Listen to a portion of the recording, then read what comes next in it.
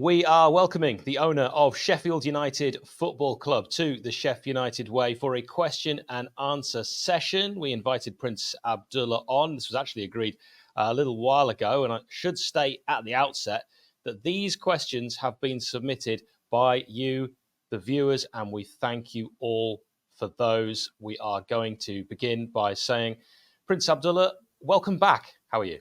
Thank you very much. Happy to be with you again. We're going to kick off by asking a question many have submitted. Why have you chosen to speak to a fan-created YouTube channel rather than the local Sheffield press, be that radio, television, or newspapers? I'd say three things. Number one, like historically in Sheffield, I don't think, like when it was during the 𝗍𝗶𝗶𝗃𝗃 dispute, I think that I had the feeling at the time that local press wasn't very supportive of me. Not supportive, not fair with me, I would say. Number two, I don't like, I like live interviews, because then you can say what you want and people can see it. When you give like a written interview, you would say something and the headlines will be something different. So I prefer live interviews. And I've done not only with you, I've done also with Talk Sport sometimes. If they ask me to do it live, sometimes I do it. Number three, I think this is the way of the future. It's closer to the fans. I prefer to speak directly to the fans. They can hear what I say, they can see how I'm talking. It's better than just giving written interviews. We've had a lot of questions and a lot of questions that do repeat. So forgive us if we choose a similar question submitted by another viewer. The main thing is the key questions get asked. So Terry has asked, what can you share about the potential sale of the club? We're talking with many parties. Actually every week we get a new offer, but I would say that there are 2 or 3 serious offers. These things prove to take a lot of time. Not only those people will do due diligence. It's not like buying a car or go buy something from a menu. Many things goes to it. I think that we're in advanced stages, and the good thing for me, I want still to be involved with the club. So I think I'll be staying. United World will be staying with the club, but not controlling interest. And that was very important to me. Of course, some of the offers, they want to own the club 100%. Some of them prefer that we stay. If all things equal, I'd prefer to still be part of the club. But we will see. I think things will start to accelerate soon, I hope. But, I have learned not to be very sure about those kind of things. It's always take time, and there are always unseen things that happen. But I think I would say that we're on advanced stages, but nothing imminent. Okay, thank you very much for that.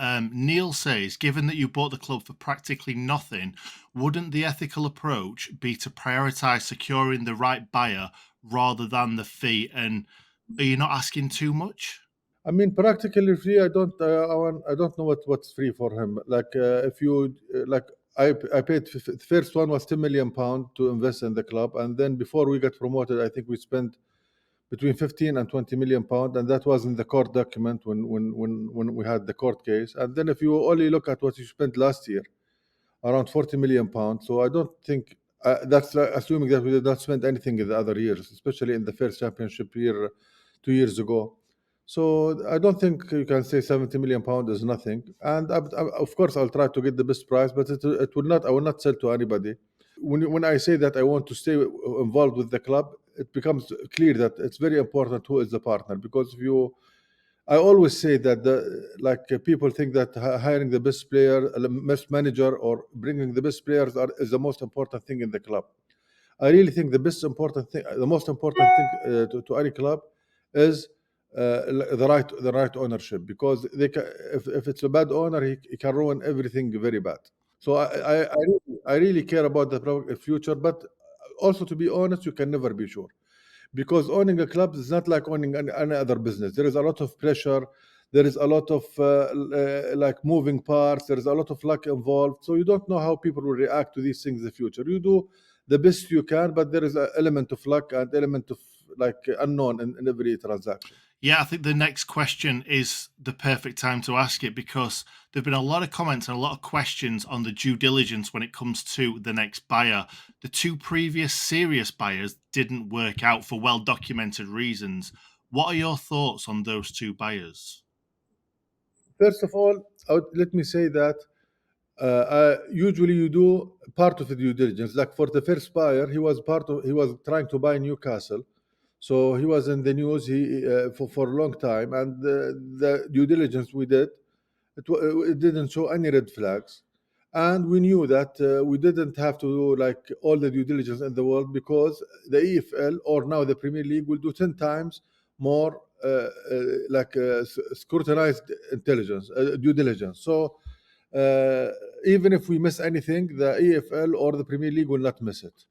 Second thing, for the second, I can't, like I always try to speak my mind and say everything, but sometimes you cannot, because it involved other parties. It may involve legal litigation in the future, so you can't just say anything.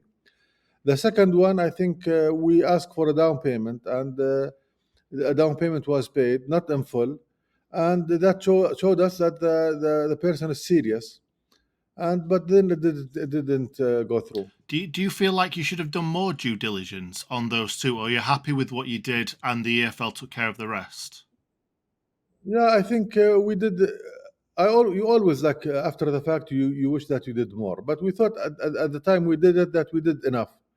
And we don't have the unlimited resources the EFL or the Premier League has. And, we can't, like, they ask for thousands and hundreds of things. So, I mean, so that even if you do your reasonable amount of due diligence, but then that there is another screening that coming, that it will not go through if there is any red flags.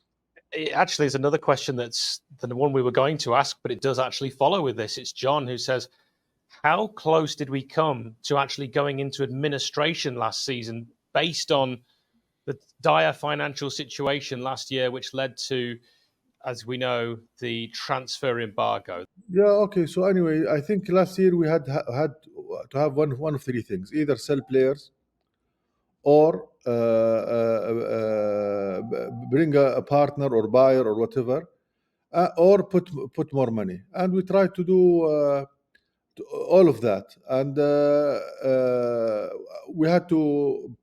I had to put or borrow around 40 million pound.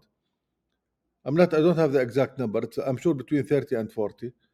The reason we got into embargo, and the reason that like when we agreed to sell the club, I think it was sometime in December or January, and the price, I mean, when you're in championship, is much less than the price if you are in the Premier League, right? So the reason I made that decision is we wanted to have enough cash to run the club, so we would not run into embargo. The down payment was 11 million. I think we were only paid around 9. We only got to the embargo because of 2 million pound. 2 million pound that we were not paid, and it's. But I think we're beyond that now, and. I think we are. But do you look back on that as a kind of a blot on your time at the club, a stain that you'd rather remove? Yeah, I mean, there are things you can do, and I mean, we were stretched to the limits, and it's like if you have time, if you tell me like in 6 weeks you need 5 million pounds, you have time to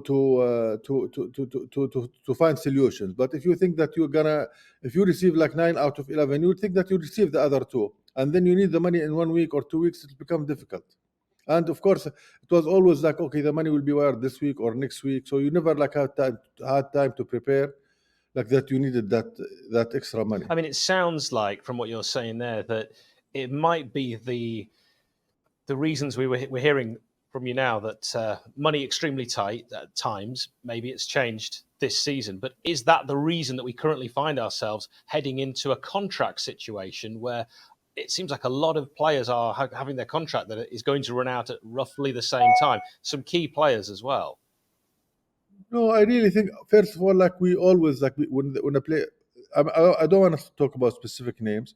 You can ask me if you want, But usually when there is 2 years left in the contract, we always talk about the players. We don't miss it. We don't forget about it. Sometimes you think that, okay, which league we were in, we will be in at that time. Like some players are maybe good for championship. Some of them are good to Premier League. So that has to go into thinking.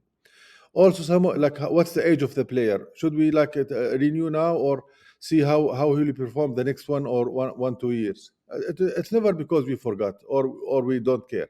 It always it has a good reason. Or the player refused. Like with Iliman, we offered him a contract last year before the season started, and he did not want to sign. We tried many times, like with him and even with Berga, I can say, and they did not. They preferred not to sign. They said that maybe we will not be promoted, or I mean, they give you different reasons. So you always try to sign your good players. Like you don't let it go to the last year of the contract. But sometimes the players do not accept. I think next we have to ask this question, which is a slightly different question, but Chris has asked it, and I wanted to try and get as many different topics in as possible, and we will get to Ndiaye, who you've just mentioned there. But he asks, what's happening about the Kop stand being renovated? Because, of course, it's got the pillars, the large white pillars that are quite famous. We always wanted to do something about it. I mean, the year that we were in the Premier League was the perfect year, but then unfortunately, when we had 2 seasons, we were hit with COVID. And COVID did 2 things: delayed many of our plans, and we lost about between 25 to 30 million in revenue from tickets and from TV. So plus it was, the second year in the Premier League was really tough. So the combination of all these things delayed some of the projects we wanted to do. Hopefully now, I mean, we can't do anything now because the season is about to start, but hopefully with the new ownership, or if we stay, we will do that next summer. What about safe standing? There is a campaign to try and get safe standing. Perhaps the Kop could be one of those places that had that, because I think a lot of fans will look at what's been done to the Kop and say, a tin of black paint isn't going to be enough to make this look, well, Premier League. I haven't looked at it. I prefer only to answer questions that I know, like maybe I'll ask Stephen next time, or I'll think about it and give you a better answer next time. Fair enough. I have experienced safe standing in some different countries, and I think if we could get it at Bramall Lane, it would be fantastic. But I don't think it could be safe if you are there. If I'm there, yeah, you're probably right. People will be trying to get at me. The next question is from Eric, and he wants to know, what was the situation last January regarding Iliman and any bids? You've already kind of alluded to him not wanting to sign, but in regards to bids, because there was a big kind of a lot of reporting going on about Everton being interested and putting in a bid. Yes, we got some offers. I can't disclose, of course, the name of the clubs because of respect to other clubs, and Iliman did not, also to give credit to Iliman also did not want to go. He helped us. He did not force us to move him. And this also we knew that if we sold Iliman in January, we would have probably not got promoted. And did Iliman want to stay with us to make sure we got promoted? Yes, he did. As I said, he did not. I mean, I have the most respect to Iliman, and he has a special place in my heart. Of course, I wish that he stayed. I tried my best. We'll talk about my invitation to him to come to Los Angeles maybe later. But Iliman, I'll tell you, I also feel that special attachment because how he signed his 3 years contract. I remember that always, I think any successful club has to have rules, have to have strategy. But I also believe you as an owner, you have to know when it's necessary to break the rules or to say, forget about what we agreed. We make an exception this time. When Iliman negotiation to sign the new 3 contracts was very difficult. Were very difficult because we signed, I think, 4 or 5 academy players before him, and he was number 5 or 6 or whatever, and he asked for much more money than the 4 players against him. And the club told me that if we sign him for what he asked, it will ruin the system we have or whatever. And I told them I don't care about the system, just sign him. He's a good player, we need him. And you remember, I remember I did an interview with you at the time, and I told you our best signing is not a loan we will bring or somebody will buy it. It will happen this week. And I hope, people always when you do something wrong, they point out that to you. But when you do something right, they forget it. I think most of you will remember the abuse we took as a board especially Yusuf, the chairman, when we appointed Paul. And now nobody says that, no, not nobody. Like most of the people who attacked us, they will say, okay, so we were wrong and the club was right in appointing Paul. And by the way, we all knew, even before we appointed Slav, that Paul would be the perfect guy to lead the club. But we thought if we had a bad start, then maybe we'll lose Paul, because the club would not give him time to like they will turn against him. The So fans, we thought that the fans would turn against him. yes, the fans will turn against him if we appointed him from the beginning, like the championship season, the first one, and if we had a bad start, because fans don't know Paul, or they will want a bigger name. Everybody wanted Slav. I think if you had Paul the fan and ask him who do you want, everybody will pick Slav. Slav is a very good manager, but it didn't just suit us. So even at that, I think that was the right decision. When I look back, I say, should I say I wish that we appointed him earlier, because we would have had automatic promotion. But I really think that we made the right decision, and time proved that to be right. So I hope just people, like, I don't say give the board credit that everybody can make easy decisions, but the tough decisions are the ones that take guts, and especially when you have to go against what the fan want. Can I just quickly jump in there for a second? Because I've seen this question being asked many, many times on Twitter and other forums. I just wanted to give you a chance to respond to this one.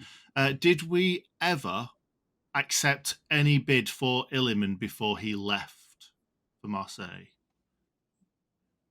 How did the previous season, did we ever accept a bid from any club? No, of course not. Of course not. If we accepted, he would have left.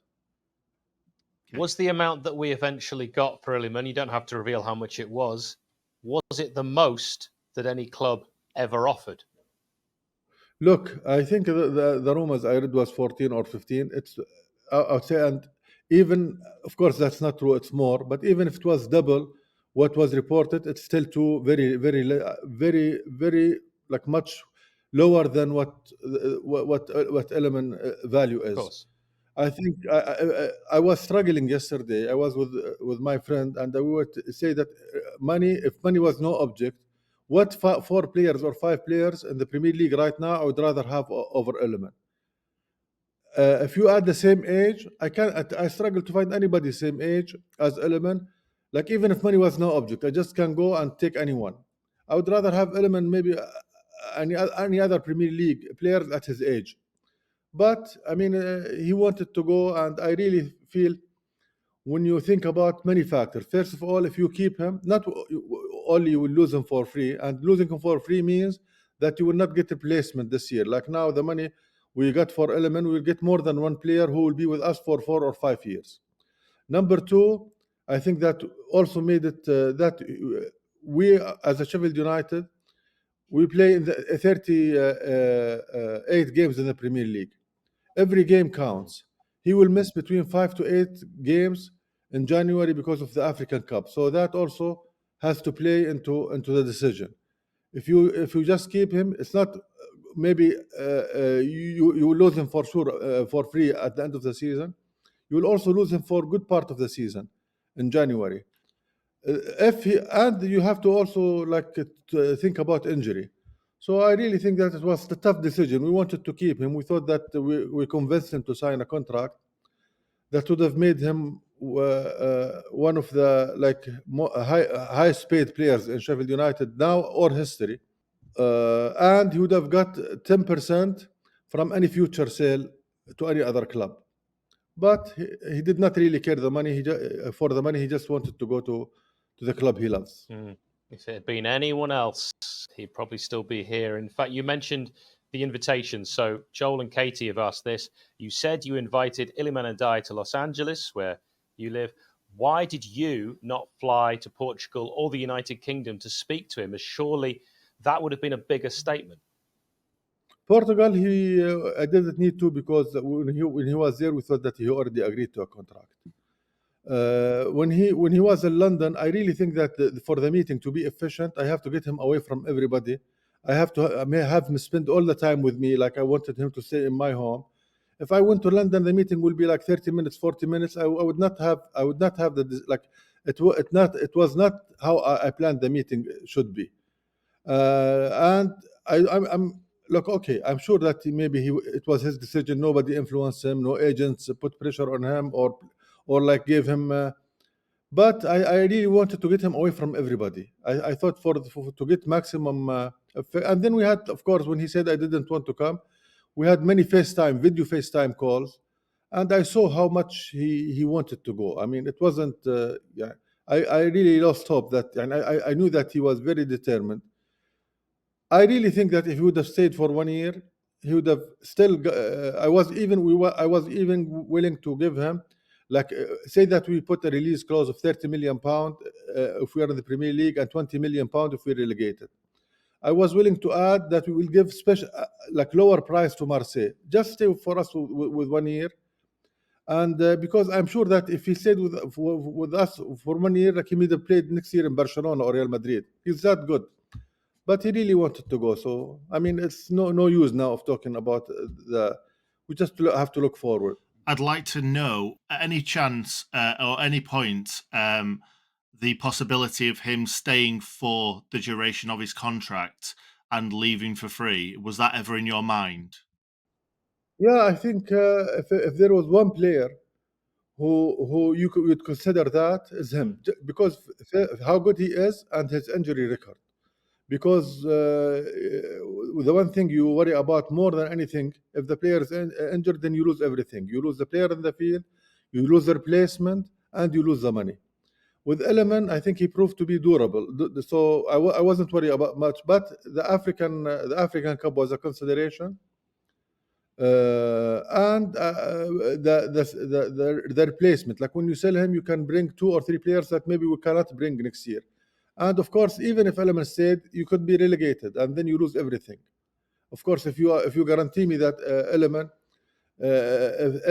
is a difference between staying and losing, you would insist. But even though that, I don't think wasn't an option, because look, I have to give credit. We had players in the past who, when they wanted to force trade, a sale, they would not practice, or they will say that we will not play the next game. Iliman was very professional. But you can look, if you talk to him, you know how much he wanted this move.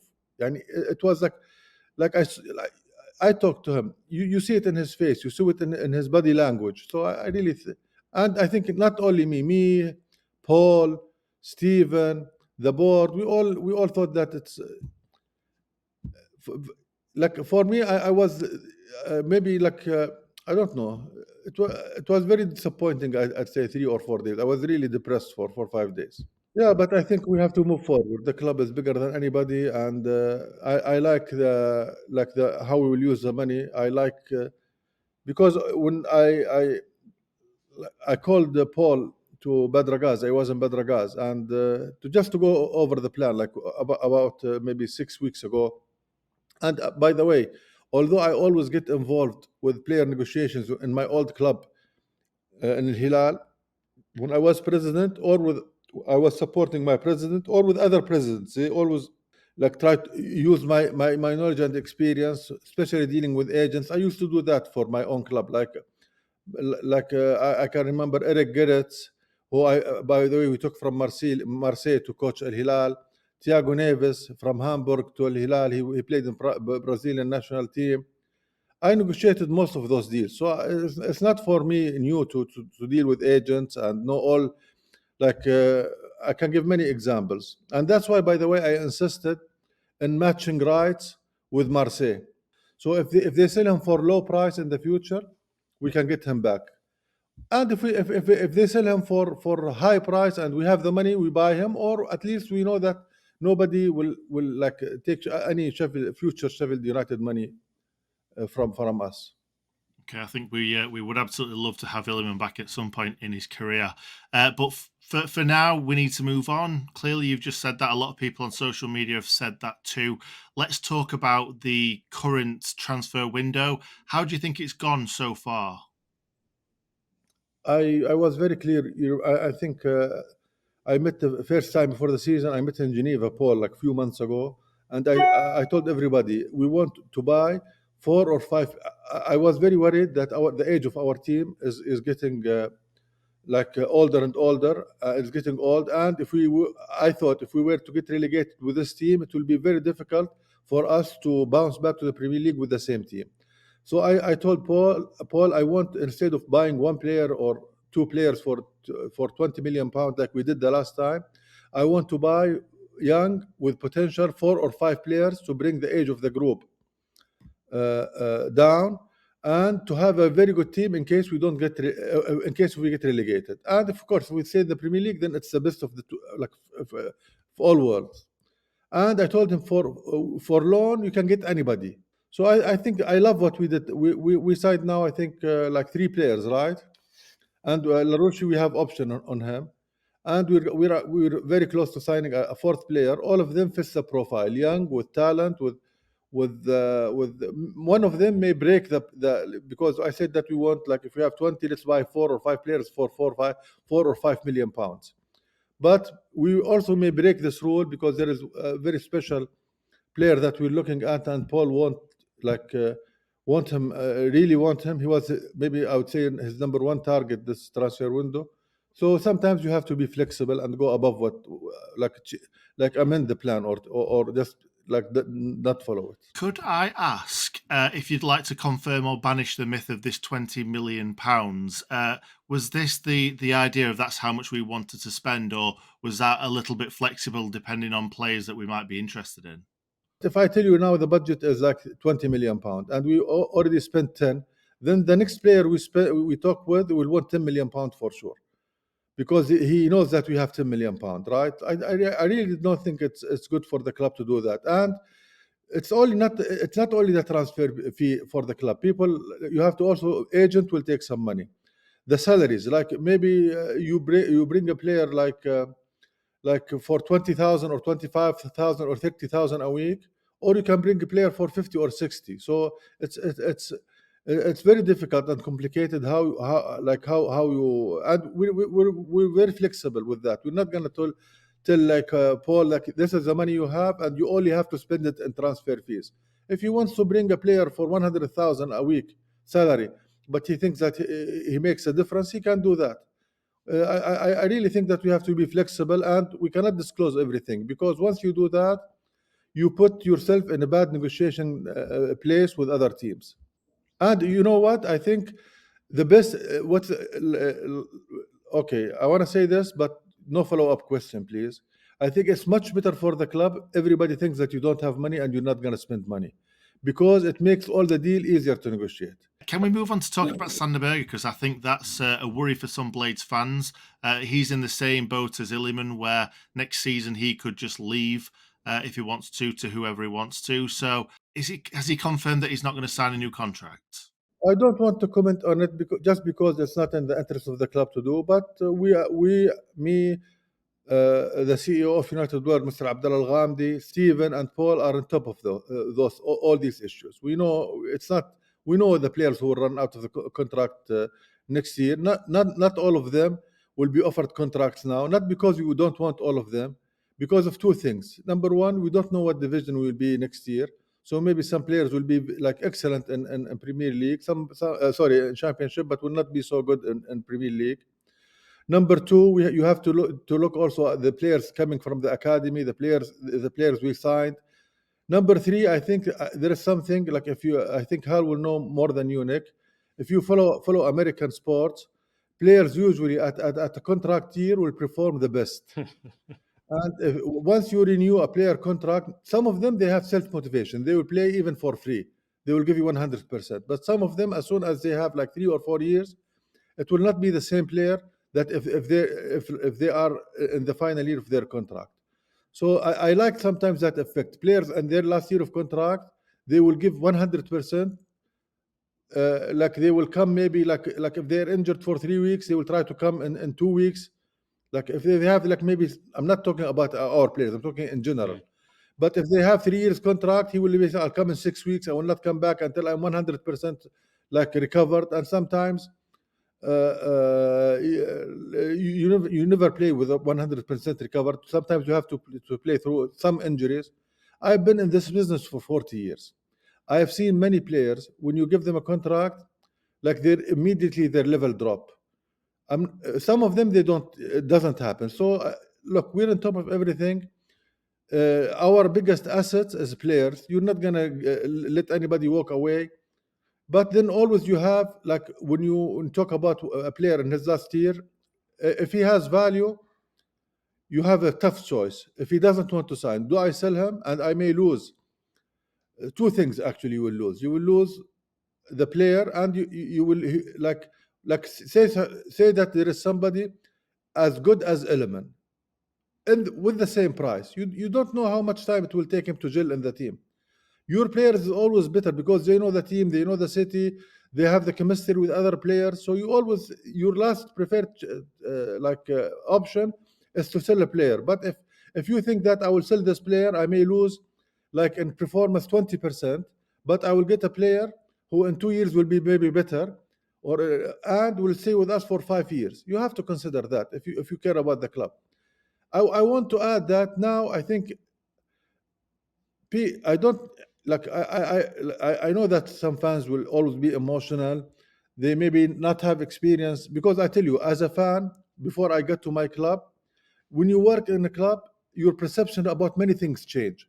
You don't look like it's a fan. Sometimes you don't look at everything. You don't see everything. Not because like I'm sure many fans are more smarter than me, you and Hal, but the thing that I have that some fans they don't have, you have the experience, you have the inside information, you have, and you or the manager or you can't always speak your mind. You can't say that, oh, this player is he's good maybe in the field, but like he has this problem, or you can't talk bad.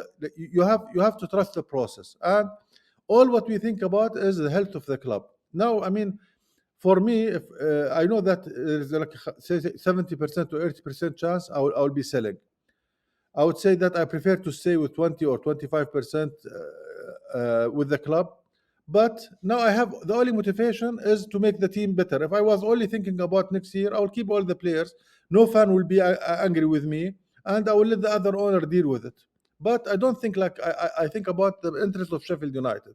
Like Iliman, if I kept him and I'm not involved with the club next year, nobody will say a bad word about me.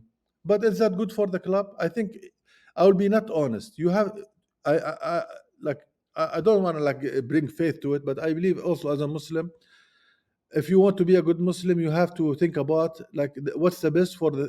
You are responsible for the thing you manage. You are responsible for the thing under your control, and you have to do the best, regardless of your best interest. If I keep Iliman, everybody will praise me, but then the club will lose. I was going to say the value. Oh my God, the club would have lost Trusty and the players who will sign next. Which is better, like Iliman for 1 year with minus 7 games or 5 games because he's gonna leave the for the African Cup, or 2 players who will stay with the club for 5 years, 4 years plus an option, just in case you're wondering about the Rusty contract. Well, I think fans will honestly, they'll have their own answer to that question, because some may say, we don't know yet, because if we don't know if we'd have stayed up keeping Illy for a season and then he goes. Yeah, but they have also to be fair and say we don't know how we will perform with Iliman, because now if we get relegated and Trusty doesn't play well, for instance, or we will say, oh, if we kept Iliman, we'll say it's also that's not guaranteed. Of course, no one would know now. And actually, as you said before, there's nothing really worth talking about, really, Iliman Ndiaye. It's happened. Yeah. It's not the outcome any of us wanted, and we have to move forward for Sheffield United. And so, you know, I spent like 1 week like roller coaster, and then he changed his mind. I mean, the 5 days he changed his mind. Every day I wake up, I'm depressed. We have to get over it.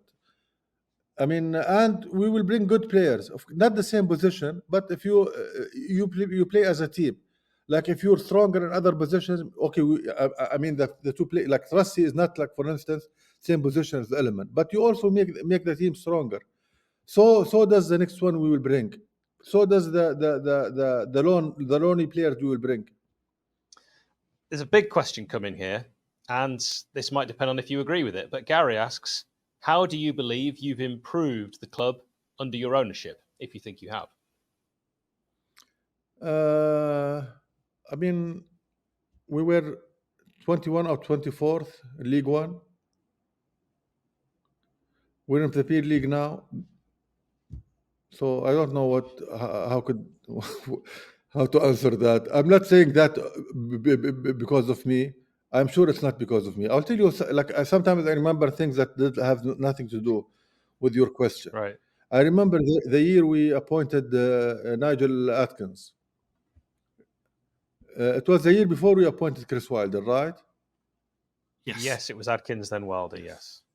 Okay, we were Chris Wilder contacted the club and said, I wanted to coach, I want to manage. And we had a debate. I have to give credit to Scott McCabe and me. We were the only one who said, let's bring Chris Wilder now. The other voices were Nigel has a better CV. And he was promoted with Southampton. So we went with him. But I mean, history could have been different if we went 1 year earlier with Chris Wilder, who's by the way, I have now very good relationship. We've met many times. Chris told me many things that I was very glad that he said that to me about his experience with Sheffield, about the things that went wrong from not يعني, in the experience, and how he wished that it would have been different. And I'll tell you now, if I need a consultation, I will call Chris and ask him about anything. Is there a little bit with you and Chris Wilder where you maybe both admitted that you might have both been two quite similar personalities? I don't know, but it came across to me like maybe you could have both given an inch here, given an inch there, and things would have been different. Have you ever had that kind of conversation? Let me tell you one thing about Chris, or two things. Number one, the promotion this year, I really think that part of the credit also goes to Chris, because most of our players, they were bought by Chris Wilder. This is number one. Number two, I really think that Chris has a special place in history of the club, and we can never pay him for that. This is number one. Number two, I really think Chris also is a better manager now than 2 years ago, because it's one thing when you're always successful, but when you have some adversity and ups and downs, you become a better man. You become you have more experience. I find it mind-boggling why not every club in Championship now will bring Chris and trust him to get promoted. Anyway, I think he also still told me he will give me a commission if he get appointed, so I had to say that. I think we'll have to try and get Chris Wilder's number off you after this as well, so we can get him on here and have a chat with him. Chris. I think the fans would love that. Now, a bit of a silly social media question. You might not think it, other people might not think it, but we have to ask the question. There have been question marks over the use of social media. Darren Smith's name has been brought up on Radio Sheffield. Do you want to address this? Okay. First of all, I think none of... Darren, when I had my court case with Kevin, the coverage of the local media in Sheffield was very, I thought at the time was very, very against me big time. And it was not fair, and it wasn't reporting fairly what happened in the court. And it had the stereotype, the usual stereotype about Saudis, and especially about the Prince. I always like to remember this story. It's very, very little, but very small story, but it's just to show you, like one time I was going to Sheffield by train with my daughter, her husband, our previous chairman, Prince Musa'ad, Jan, and Salah, who is now the Fenerbahce board member, and he was board member of the Sheffield. And a reporter said that the Prince was traveling with his entourage, because they think that the Prince will have to travel with entourage, and it was my family, not entourage. But always the perception about Prince and about they don't. I don't like, because you've seen me, guy. Nick, you've met me. I always go alone with the friends. I never I don't care about these things. Anyway. So I felt that Darren was covering the trial fairly.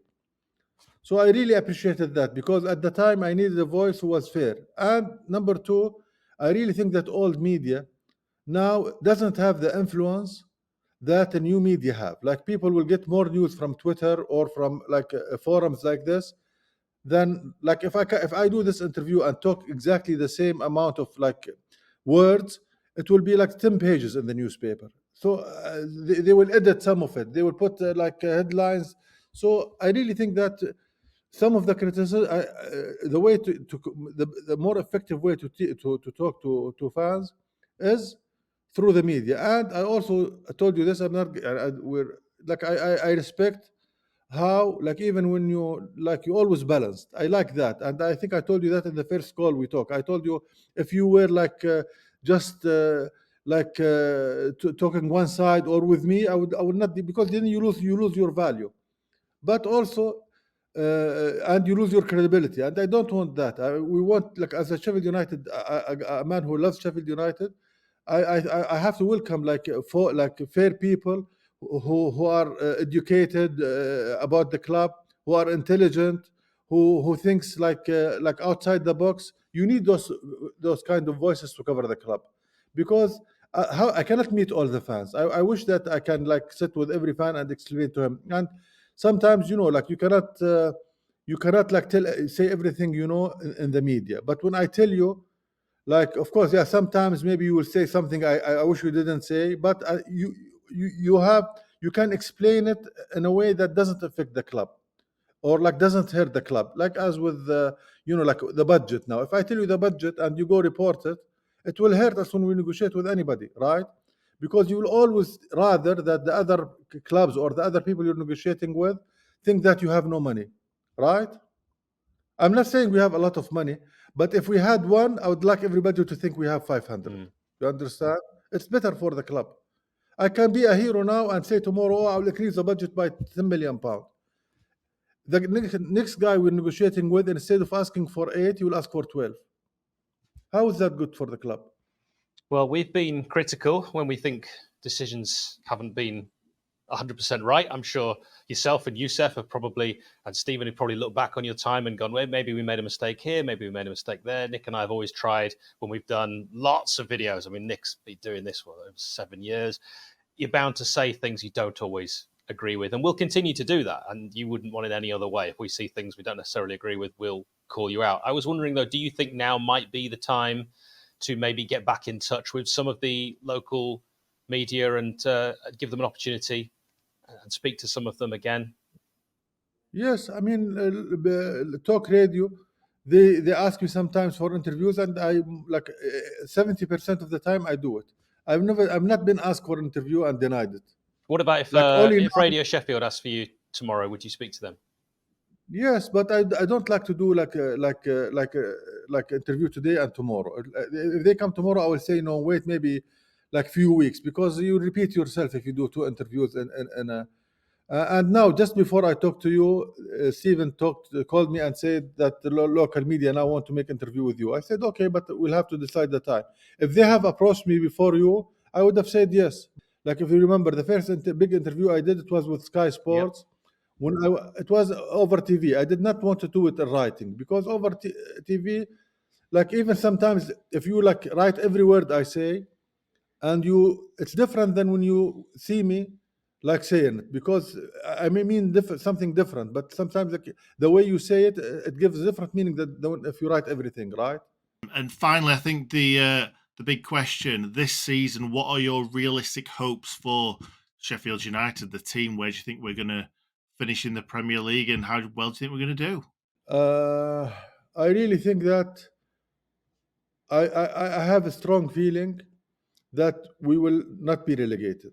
But like, I'll tell you, like, I'm cursed with my 2 favorite clubs, Al Hilal and Sheffield United. When I have a bad feeling, 90% of the time, like, I don't say it, but like the worst happened. Like, I really believe also, by the way, if it wasn't for COVID and we did not lose our fans, we would have done much better. But I really, this year, like, I really believe that I'm optimistic, and we only had to have 3 teams to perform worse than us, and we're not. I think I really think I like the signings we will do. I hope we don't lose any more players. And I want to assure the fans, so we don't have to do another interview. If we were to lose any player, the money will go to the squad, and he will be replaced with a younger, more potential player. Well, let's also hope that that's the case. Yes. Prince Abdullah, owner of Sheffield United Football Club, thank you. Thank you very much.